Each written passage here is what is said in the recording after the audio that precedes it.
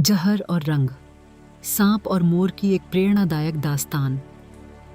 कहानी प्रारंभ होती है एक घने जंगल में, जहां एक शांत झील के किनारे मोर और सांप का अनोखा रिश्ता पनपने वाला था। जंगल में हर कोई मोर की सुंदरता का दीवाना था। उसकी चमचमाती पूंछ, रंग बिरंगे पंख और नृत्य करते समय झरने जैसे बहते कदम, हर जानवर उसे देख मंत्रमुग्ध हो जाता था। वहीं दूसरी ओर सांप को कोई पसंद नहीं करता था। वह फुफकारता था, जहर उगलता था और हर कोई उससे डरता था। लेकिन सांप को मोर की एक बात से जलन होती थी। उसकी इज्जत और उसका ध्यान सबको मिलता था। एक दिन सांप झील के किनारे बैठा था, तभी मोर पानी पीने आया। मोर ने सांप को देखा और मुस्कुराकर बोला, कैसे हो सांप भैया? सांप हैरान रह गया। कोई उससे इतनी विनम्रता से पहली बार बात कर रहा था।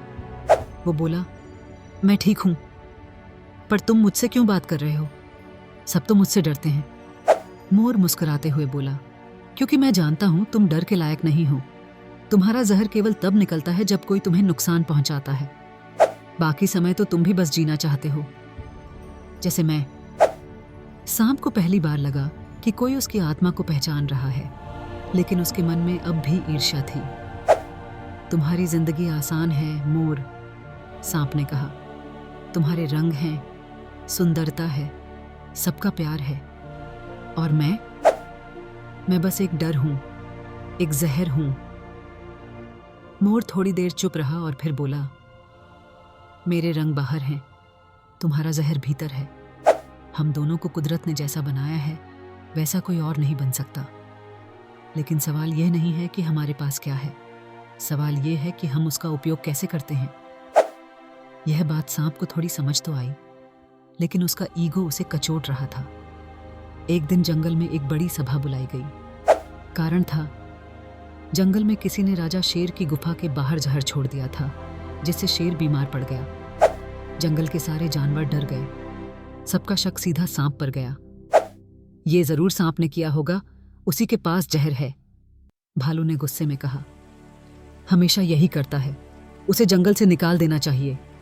बंदर चीखने लगा। सांप चुपचाप सब सुन रहा था, लेकिन पहली बार उसके मन में पछतावे से ज्यादा दुख था कि किसी ने उसके बिना कुछ किए ही उसे दोषी मान आए। उसी समय मोर सामने आया और बोला, ठहरो, जब तक कोई सबूत न हो हम किसी को दोषी नहीं ठहरा सकते। और मैं जानता हूं सांप ऐसा नहीं कर सकता। मैंने उसकी आंखों में अच्छाई देखी है। सांप हैरान रह गया।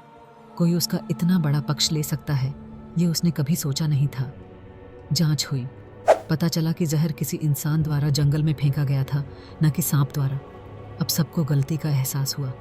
जानवर शर्मिंदा हुए। शेर ने खुद सांप से माफी मांगी और कहा, हमने तुम्हारे रूप को देखा, लेकिन तुम्हारे गुणों को नहीं समझा। जंगल में तुम्हारा होना भी जरूरी है, संतुलन बनाए रखने के लिए। अब जंगल में सांप को इज्जत मिलने लगी, लेकिन उस इज्जत का कारण मोर की नजर में कुछ और था। उसने एक दिन सांप से कहा, ये जो इज्जत है, ये तुम्हारे बदले से नहीं, बल्कि तुम्हारे सब्र से आई है।